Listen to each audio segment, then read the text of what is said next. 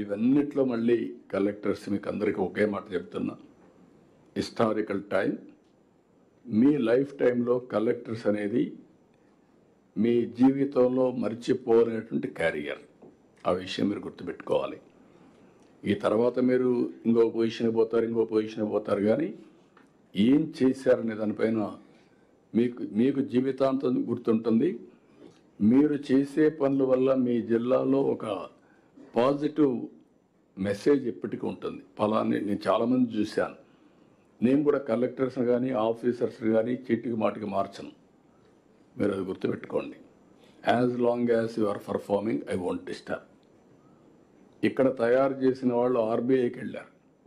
ఇక్కడ తయారు చేసిన వాళ్ళు ఢిల్లీలో ఐటీ సెక్రటరీలు 3 సార్లు చూస్తే 3 వీళ్ళే.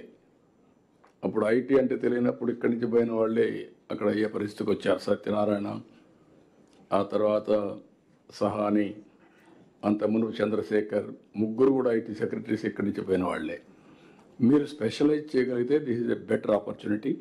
ఫైనాన్స్లో కూడా సుబ్బారావు అయితే నా దగ్గర ఫస్ట్ ఫైనాన్స్ సెక్రటరీ, తర్వాత ఆర్బీఐ గవర్నర్ అయ్యాడు. ఇలాంటివన్నీ ఉన్నాయి. కాబట్టి మేము కోరుతున్నాం, don't mistake me if I'm harsh. I will support you fully. If you fail, then no excuse. Failure is not an excuse. I'm telling you. కొత్తగా వచ్చిన కలెక్టర్స్కి అందరికీ మనస్ఫూర్తిగా ప్రజల తరపున, మా అందరి తరపున అభినందనలు. Congratulations, all the best. అదే సమయంలో పాత కలెక్టర్స్కి మళ్ళీ ఒకసారి గుర్తు చేస్తున్నా, మీలో కాంప్లసెన్సీ ఉంటే అది కరెక్ట్ కాదు. మీరు చేసిన పని బాగా ఉందనే ఉద్దేశంతో మిమ్మల్ని కొనసాగిస్తున్నాం. అదే సమయంలో మీరు నిరూపించుకోవాల్సిన ఇంకా చాలా ఉంది. ప్రతి ఒక్క షాపులో జిఎస్టీ రేట్ల యొక్క బెనిఫిట్ వాళ్ళకి రీచ్ కావాలి, బోర్డులు పెట్టాలి. నిన్నే ఫైనాన్స్ మినిస్టర్ గారు చాలా స్పష్టంగా చెప్పారు.